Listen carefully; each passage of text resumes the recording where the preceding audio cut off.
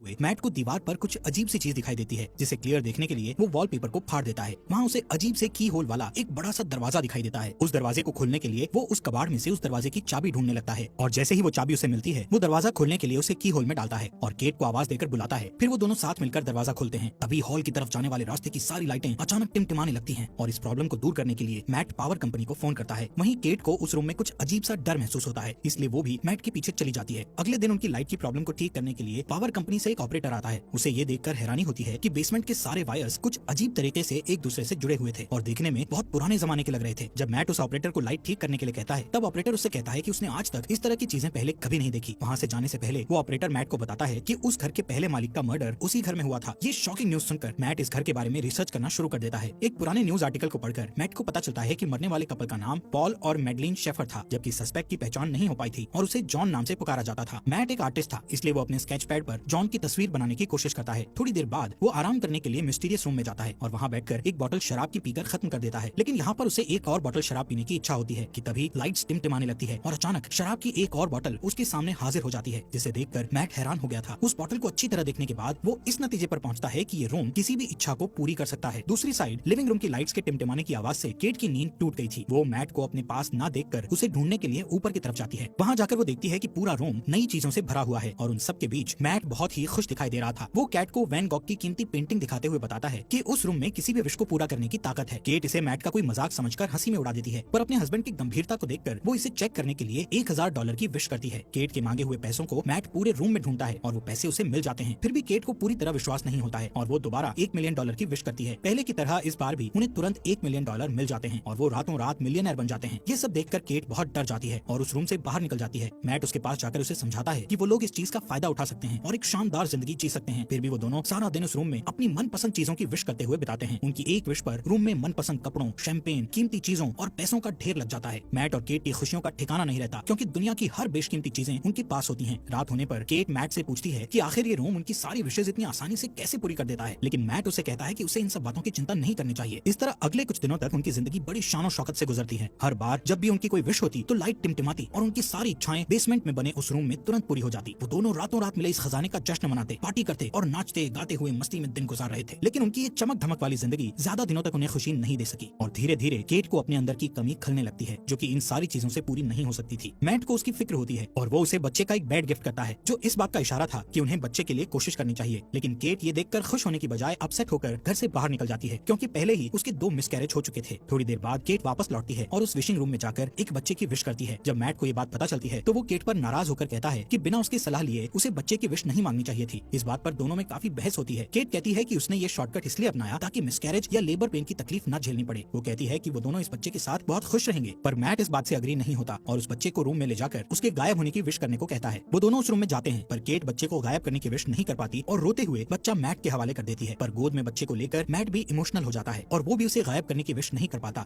और बच्चे को वापस केट की गोद में डाल देता है। आखिरकार दोनों बच्चे को अपने पास रखने के लिए राजी हो जाते हैं और इस तरह दोनों रातों रात पेरेंट्स बन जाते हैं। सीन शिफ्ट होता है और हम देखते हैं कि मैट की नजर अपने अधूरे ड्राइंग पर पड़ती है, जिसमें वो जॉन का चेहरा बना रहा था। उसे देखकर वो फिर से अपने रिसर्च में लग जाता है और उसे पता चलता है कि वो सस्पेक्ट मर्डरर अभी भी जिंदा है और किसी साइकेट्रिक हॉस्पिटल में मौजूद है। एक दूसरे न्यूज आर्टिकल के मुताबिक जॉन का कहना था कि उससे ये मर्डर उस रूम ने ही करवाया था। ये जानने के तुरंत बाद ही मैट जॉन से मिलने के लिए निकल पड़ता है ताकि उससे उस रूम के बारे में और ज्यादा जानकारी हासिल कर सके। हॉस्पिटल पहुंचने पर नर्स उसे वार्न करती है कि लास्ट 45 सालों में न्यूज रिपोर्टर्स के अलावा कोई भी जॉन से मिलने नहीं आया। ये सुनकर मैट खुद को भी एक रिपोर्टर के रूप में पेश करता है। आखिरकार बूढ़े हो चुके जॉन के साथ मैट की फेस टू फेस मुलाकात होती है और वो उससे उस घर और खासकर उस मिस्टीरियस रूम के बारे में पूछने लगता है। चेहरे पर एक शैतानी मुस्कुराहट के साथ जॉन उसे बताता है कि वो इस पल का बरसों से इंतजार कर रहा था। जब मैट उससे शेफर को मारने की वजह पूछता है तब वो कहता है कि इसके अलावा उसके पास और कोई चारा नहीं था। फिर बात को बदलते हुए वो मैट को जितनी जल्दी हो सके उस घर को छोड़ देने के लिए कहता है और कहता है कि जिस इंसान की इच्छाएं पूरी नहीं होती उससे ज्यादा खतरनाक वो इंसान होता है जिसकी सारी इच्छाएं पूरी हो जाती हैं। इसके बाद मैट घर लौटते वक्त एक गैस स्टेशन पर गैस डलवाने के लिए रुकता है, पर जैसे ही वो अपने वॉलेट से पैसे निकालता है तो देखता है कि उसके सारे पैसे डस्ट बन जाते हैं। ये देखकर वो तुरंत घर पहुंचता है और इस बात को कंफर्म करने के लिए उस रूम में रखे सारे पैसों को बाहर फेंक देता है। साथ ही वैन गॉग की उस पेंटिंग को भी दरवाजे के बाहर रख देता है। फिर उन सारी चीजों को डस्ट में बदलते हुए देखकर वो समझ जाता है कि वो लोग उस रूम से मिली किसी भी चीज को घर के बाहर नहीं ले जा सकते, नहीं तो वो सारी चीजें डस्ट में बदल जाएंगी। मैट गुस्से में दीवार को तोड़ देता है ताकि रूम की मिस्ट्री को जान सके, पर उसके अंदर उसे उलझी हुई वायर्स के सिवा कुछ नहीं दिखाई देता। उन वायर्स को ट्रैक करना मैट के लिए नामुमकिन था। फिर वो दीवार पर लगे कुछ वॉलपेपर्स को फाड़ता है तो उसे वहाँ उस घर का मैप दिखाई देता है, जिसमें उसे सारे वायर्स के कनेक्शन की जानकारी मिलती है। इसी बीच केट बच्चे को को गोद में लिए बाहर की तरफ चली जाती है, पर मैट उसे ये कहकर रोक देता है कि बच्चे को बाहर ले जाना सेफ नहीं है। वो उसे असल वजह नहीं बता पाता। कुछ दिनों बाद एक दिन बच्चा किसी दर्द की वजह से जोर जोर से रोने लगता है और केट से नहीं संभलता। तब मैट उसकी हेल्प करने के लिए बच्चे को गोद में ले लेता है और उसे चुप कराने के लिए बाहर निकल जाता है। पर कुछ ही सेकंड्स में वो बच्चा बड़ा होने लगता है और जब वो लोग वापस घर में घुसते हैं तो देखते हैं कि वो एक बड़ा बच्चा बन चुका था। उस रात मैट केट को बताता है कि वो रोम उनकी हर विश को पूरी कर सकता है, पर वो उसकी दी हुई चीजों को घर से बाहर नहीं निकाल सकते, वरना वो चीजें पुरानी होकर डस्ट में बदल जाएंगी। ये सुनकर केट को बहुत दुख होता है और वो कहती है कि उनका बच्चा कोई सामान नहीं है जिसे वो लोग बाहर नहीं ले जा सकते। उसे अपने बच्चे से बहुत लगाव होता है। वो उसे अपना बेटा ही मानती है और उसका नाम शेन रखती है। अगले कुछ दिनों तक केट शेन को घर पर ही पढ़ाती है और उसे समझाती है कि वो घर के बाहर नहीं जा सकता क्योंकि बाहर डेंजरस जर्म्स हैं जो उसे नुकसान पहुंचा सकते हैं। एक दिन जब केट उसे पढ़ा रही होती है तो वो बाहर जाने की जिद करने लगता है। वो कहता है कि उसने जिंदगी में एक बार भी घर के बाहर कदम नहीं रखा। उसे घर के अंदर सिर्फ दीवारें देखना अच्छा नहीं लगता था, लेकिन केट उसकी सेफ्टी के लिए उसे बाहर नहीं जाने दे सकती थी। इसलिए वो हर बार घर के अंदर आते और घर से बाहर जाते समय दरवाजे पर ताला लगा दिया करती थी ताकि शेन गलती से बाहर कदम ना रख सके। एक दिन उसे मैट का ऑर्डर दिया हुआ एक पैकेज मिलता है तो वो उसे लाकर मैट को दे देती है, पर गलती से फ्रंट डोर लॉक करना भूल जाती है। मैट को पार्सल के अंदर एक ब्रांड न्यू गन मिलती है जिसे वो संभाल कर रख देता है। इस बीच केट पियानो बजाने में बिजी हो जाती है और मौके का फायदा उठाकर शेन चुपके से फ्रंट डोर की तरफ बढ़ता है। वो बाहर की दुनिया देखने के लिए बहुत एक्साइटेड था, इसलिए अपने हाथ को दरवाजे से बाहर निकालकर ताजी हवा को महसूस करता है कि तभी केट की नजर उस पर पड़ती है। वो दौड़कर उसके पास जाती है और अपने बेटे को गले लगा लेती है। उसे सही सलामत देखकर केट को राहत मिलती है। फिर मैट और केट दोनों मिलकर शेन को बाहर जाने से रोकने के लिए पूरे घर की खिड़कियों में लकड़ी के तख्ते लगा देते हैं। उस रात केट की नींद खुलती है तो वो देखती है कि शेन उसकी बेड के पास खड़ा है और वो उससे उसके पास सोने की परमिशन मांगता है। फिर शेन उससे कहता है कि वो हमेशा उसके साथ रहना चाहता है, जिसे सुनकर वो प्यार से उसे अपने गले लगा लेती है। शेन को उसकी बातों से तसल्ली नहीं मिलती और वो कुछ सोचने लगता है। फिर हम देखते हैं कि अगले कुछ दिन मैट अपने गन से शूटिंग की प्रैक्टिस करता रहता है। एक दिन जब वो प्रैक्टिस के बाद घर आता है तो देखता है कि शेन अपने आर्ट स्टूडियो के अंदर स्नो ग्लोब बनाकर खेल रहा है। वो शेन को सख्ती से गेम छोड़कर जाने के लिए कहता है। उसकी डांट सुनकर शेन के हाथ से स्नो ग्लोब गिरकर टूट जाता है। दरअसल मैट ने अभी तक शेन को अपना बेटा नहीं माना था, इसलिए वो उसके साथ बेरुखी से बात करता था। इधर ग्लोब टूटने की आवाज सुनकर केट तुरंत वहाँ पहुँचती है और अपने बेटे के साथ बाप जैसा बिहेव नहीं करने के लिए मैट से बहस करने लगती है। उस रात घर के अंदर चारों तरफ चक्कर लगाते हुए शेन को एक मैप मिलता है जिसे फॉलो करके वो बेसमेंट में पहुंच जाता है जहां उलझी हुई वायर्स के बीच मेन पावर सोर्स था। उन सब से गुजरते हुए वो आखिर उस रूम तक पहुंच जाता है। रात भर पूरे घर में लाइट्स टिमटिमाती रहती है, पर मैट और केट नींद में होने के कारण कुछ नोटिस नहीं कर पाते। अगली सुबह जब मैट की नींद खुलती है तो उसे अपने बगल में एक नया स्नो ग्लोब पड़ा दिखाई देता है और इसके साथ ही टूटा हुआ ग्लोब कुछ दूरी पर रखा हुआ मिलता है। उसी वक्त लाइट्स को टिमटिमाते देखकर वो समझ जाता है कि क्या हो रहा है और तुरंत अपनी वाइफ को जगाता है। दोनों रूम की तरफ भागते हैं और वहाँ जाकर हैरान रह जाते हैं। शेन ने विश करके रूम के अंदर ही एक बड़ा सा आउटडोर एरिया क्रिएट कर लिया था। अब वहाँ रूम की बंद छत और दीवारों की जगह खुला आसमान और एक बहुत बड़ा फॉरेस्ट था जहाँ शेन स्नोमैन बनाने में बिजी था। केट अपने बेटे की बनाई हुई शानदार दुनिया को देखकर खुशी से इमोशनल हो जाती है और उसके साथ खेलने लगती है, जबकि मैट को बहुत गुस्सा आता है और वो उसे हाथ पकड़कर वापस घर के अंदर ले आता है। इस घटना से दोनों के बीच शेन को रूम में जाने और खेलने देने की बात पर बहस होने लगती है। मैट कहता है कि ये खतरनाक हो सकता है, पर केट को ऐसा नहीं लगता। उनकी बहस चलती रहती है कि तभी फोन की घंटी बजती है और परमिशन नहीं होने के बावजूद शेन फोन उठा लेता है, पर जल्दी ही मैट उससे फोन छीनकर खुद बात करने लगता है। दूसरी तरफ जॉन की आवाज सुनकर उसे हैरानी होती है। शेन से बात करके जॉन को पता चल चुका था कि उन लोगों ने एक बच्चे की विश की थी। उधर किचन में रखे एक दूसरे फोन से केट उन दोनों की सारी बातें चुपके से सुन लेती है। जॉन उससे कहता है कि शेन को बाहर की दुनिया में आजादी से घूमने देने के लिए उसे केट की जिंदगी की कुर्बानी देनी पड़ेगी, यानी जब केट मर जाएगी तो शेन पूरी तरह से आजाद हो जाएगा और एक नॉर्मल इंसान की तरह जी सकेगा। फिर उसकी उम्र भी नॉर्मल इंसान की तरह ही बढ़ेगी। वो मैट को ये राज भी बताता है कि वो भी रोम का ही दिया हुआ एक बच्चा था। तब उसकी माँ ने उसके बाप को मार डाला था और उसे बड़ा करके खुद को मारने के लिए कहा था ताकि उसका बेटा आजाद हो सके। फिर वो मैट से कहता है कि उसके पास दो ऑप्शंस हैं, या तो वो केट को मारकर शेन को बचा सकता है या फिर शेन को मारकर केट को बचा सकता है। ये सारी बातें सुनकर केट को बहुत दुख होता है और वो घर छोड़कर चली जाती है, जिससे मैट को उसकी फिक्र होने लगती है। केट खुद को मारने के लिए अपनी कार का एक्सीडेंट करना चाहती थी, पर वो ऐसा नहीं कर पाती। इधर घर पर शेन के साथ मैट का बिहेवियर पागलों जैसा हो जाता है और वो उसकी सारी चीजें फेंक देता है, यहाँ तक कि उसका स्टूडियो तक तहस नहस कर डालता है। फिर थोड़ी देर बाद वो शेन के लिए डिनर तैयार करता है, जो कि कुछ दूर रखे डाइनिंग टेबल पर बैठा होता है। शेन उससे ढेर सारे सवाल पूछने लगता है, जिससे चिढ़कर वो शेन को बता देता है कि वो उनका असली बेटा नहीं है और ना ही उसके कोई पेरेंट्स हैं। इतना ही नहीं, वो गुस्से में आकर शेन को फ्रंट डोर से बाहर निकाल देता है, पर शेन डरकर वापस ऊपर चला जाता है। कुछ ही देर में मैट को अपनी गलती का एहसास होता है और वो शेन के रूम में जाकर उससे माफी मांगने लगता है। फिर शेन उसे स्टोरी पढ़कर सुनाने को कहता है और सारी रात वो दोनों साथ में सोते हैं। जब केट वापस घर लौटती है तो उन दोनों को एक साथ सोते देखकर उसे बहुत अच्छा लगता है। उस रात मैट और केट दोनों इंटीमेसी में बिजी होते हैं कि शेन चुप कर उन्हें देख लेता है। फिर वो उनके सोने का इंतजार करता है और जैसे ही वो सोते हैं शेन चुपके से फ्रंट डोर की चाबी चुरा लेता है। अगले दिन सुबह मैट और केट फ्रंट डोर को खुला देखकर समझ जाते हैं कि शेन बाहर गया होगा। तभी घर के एक अलग हिस्से में शेन को देखकर दोनों हैरान हो जाते हैं, क्योंकि शेन अब जवान हो चुका था, लेकिन उसका दिमाग अभी भी बच्चों जैसा था। वो अपने पेरेंट्स की तरफ गन पॉइंट करके उन्हें धमकाता है तो केट उसे समझाने की कोशिश करती है। इसी बीच मैट शेन के ऊपर कूद पड़ता है और दोनों में फाइट होने लगती है। उधर केट उनकी लड़ाई की वजह से जमीन पर गिरकर बेहोश हो जाती है। कुछ देर बाद मैट उसे जगाते हुए बताता है कि शेन को गलती से गोली लगने के कारण वो मर गया। इस खबर से दुखी होकर केट रोते हुए घर से बाहर निकल जाती है। मैट उसे तसल्ली देकर वापस घर में ले आता है, जहाँ अभी भी वो उदास रहती है। उधर दूसरे रूम में जहाँ उनकी फाइट हुई थी, असली मैट होश में आ जाता है और पूरे घर में अपनी वाइफ की तलाश करता है कि तभी लाइट्स को फिर से टिमटिमाते देखकर वो डरते हुए उस रूम की तरफ जाता है। उसे पूरा यकीन था कि केट और उसकी शक्ल में शेन अंदर ही होगा। इधर केट को बिल्कुल भी खबर नहीं थी कि उसके साथ बैठा हुआ आदमी मैट नहीं शेन है, पर जल्दी ही उसे शेन के आइस खाने की हैबिट से पता चल जाता है कि वो मैट नहीं बल्कि उसकी शक्ल में शेन है। उधर असली मैट अंदर जाने के लिए पूरी ताकत लगाकर दीवार को तोड़ने की कोशिश करता है। आखिर सारे वायर्स को पार करके वो उस रूम तक पहुंच जाता है, जो कि अब एक जंगल था जहाँ ढेर सारे ऊंचे ऊंचे पेड़ थे। वहाँ जाकर मैट को पता चलता है कि शेन ने रूम का यूज करके उस जगह को काफी बड़ा कर लिया था और वहाँ उन्हीं के जैसा एक डुप्लीकेट घर भी बना लिया था। वो ये भी समझ चुका था कि शेन ने उसका रूप केट को किडनैप करके उस डुप्लीकेट घर में रखने और अकेले में उसके साथ फिजिकल होने के लिए किया था। ये ख्याल आते ही अपनी बीवी को वापस पाने के लिए मैट उस जंगल में दौड़ते हुए फाइनली उस डुप्लीकेट घर के अंदर पहुंच जाता है, जहां शेन केट के साथ जबरदस्ती करने की कोशिश कर रहा होता है। मैट को अंदर आते देखकर शेन फिर से लड़ाई के लिए तैयार हो जाता है। इधर मौका पाकर केट उठकर भागने ही वाली होती है कि हॉलवे में दो मैट को लड़ते हुए देखकर वो ठिठक जाती है। दोनों में इतनी समानता थी कि वो असली और नकली के बीच पहचान नहीं कर पाती। अचानक एक मैट उसके हाथ को पकड़ लेता है, पर वो उसे धक्का देकर खुद को छुड़ा लेती है और शेन का नाम पुकारती है। वो अपना नाम सुनकर उसकी तरफ देखता है, पर उसके धक्के से गिरकर बेहोश हो जाता है। जमीन पर गिरते ही वो अपने असली रूप में आ जाता है। इधर मैट और केट रूम से बाहर निकलने की कोशिश करते हैं, पर निकल नहीं पाते क्योंकि शेन ने रूम से उनके उसी घर में फंसे रहने की विश मांगी हुई थी। लाख कोशिशों के बाद भी जब वो लोग घर से नहीं निकल पाते तो मैट रुक जाता है और वहाँ से निकलने के लिए कोई उपाय सोचने लगता है कि अचानक फिर से वहाँ शेन आ जाता है और मैट को चाकू घोंपकर मार डालता है। फिर वो केट को समझाने की कोशिश करता है, पर तभी उसे एहसास होता है कि वो दरअसल उनके क्लोन थे, जबकि असली मैट और केट दौड़कर रूम के बाहर जंगल की तरफ भागते हैं और उन्हें पकड़ने के लिए शेन भी उनके पीछे भागता है। मैट और केट के चकमा देने की वजह से वो और भी ज्यादा गुस्से में होता है। असली घर में पहुंचते ही शेन मैट पर अटैक कर देता है, पर मैट उसे अपने साथ खींचकर घर के बाहर ले आता है। अपनी जान को खतरे में देखकर शेन वापस दरवाजे की तरफ भागता है, पर उसके अंदर घुसने से पहले ही केट दरवाजा बंद कर लेती है। शेन मम्मी कहकर उसको पुकारता है और केट घर के अंदर से उसे बूढ़ा होते हुए देखती रहती है। धीरे धीरे उसकी बॉडी गलने लगती है और अंत में वो डस्ट में बदल जाता है। उसकी गलतियों के बावजूद केट उसकी मिट्टी को हाथ में लेकर बहुत रोती है, क्योंकि उसने उसे अपना बेटा मानकर काफी समय उसके साथ बिताया था। फिर मैट उसके पास आता है और दोनों एक दूसरे को गले लगाकर अपना दर्द कम करने की कोशिश करते हैं। फिर सीन शिफ्ट होता है और हम देखते हैं कि 1 महीने बाद वो एक छोटे से घर में सेटल हो जाते हैं और सुकून से रहने लगते हैं। पर थोड़े ही दिनों बाद केट डरते हुए अपना प्रेगनेंसी टेस्ट करती है और रिपोर्ट पॉजिटिव आती है। वो बहुत उलझन में दिखाई देती है क्योंकि उसे पता नहीं होता कि वो बच्चा मैट या शेन में से किसका है। हालात पहले से बेहतर होने के बावजूद उसे लगता है कि वो अभी भी उस रूम में है, क्योंकि लाइट्स फिर से टिमटिमाने लगी थी। इस स्टोरी में हमें दिखाया जाता है कि मैट और केट रूम की दी हुई दौलत के नशे में पूरी तरह से अंधे हो जाते हैं। विशेष पूरी करने की जादुई शक्ति के मिलने से वो अपनी ख्वाहिशों के मामले में कुछ ज्यादा ही लापरवाह हो जाते हैं। यहाँ तक कि कई मिसकैरेज होने के बाद भी वो रूम से रेडीमेड बच्चे तक की ख्वाहिश कर बैठते हैं। उनके नए अपार्टमेंट में लाइट्स के टिमटिमाने से ये कंफ्यूजन बना रहता है कि या तो वो अभी तक उस मिस्टीरियस रूम में है या बिल्डिंग के कंस्ट्रक्शन में कोई गड़बड़ी है। ठीक उसी तरह केट की प्रेगनेंसी भी एक कंफ्यूजन रहती है कि वो बच्चा मैट या शेन में से किसका है, क्योंकि उस घटना से 1 दिन पहले मैट और केट के बीच इंटीमेसी होती है और उस डुप्लीकेट घर में शेन भी उसे सेक्सुअली असॉल्ट कर चुका होता है। इस तरह ये कहानी न सिर्फ विश पूरा करने वाले रूम के इर्द गिर्द घूमती है, बल्कि ये सवाल भी छोड़ जाती है कि आखिर केट के पेट में पलने वाले बच्चे का बाप कौन है।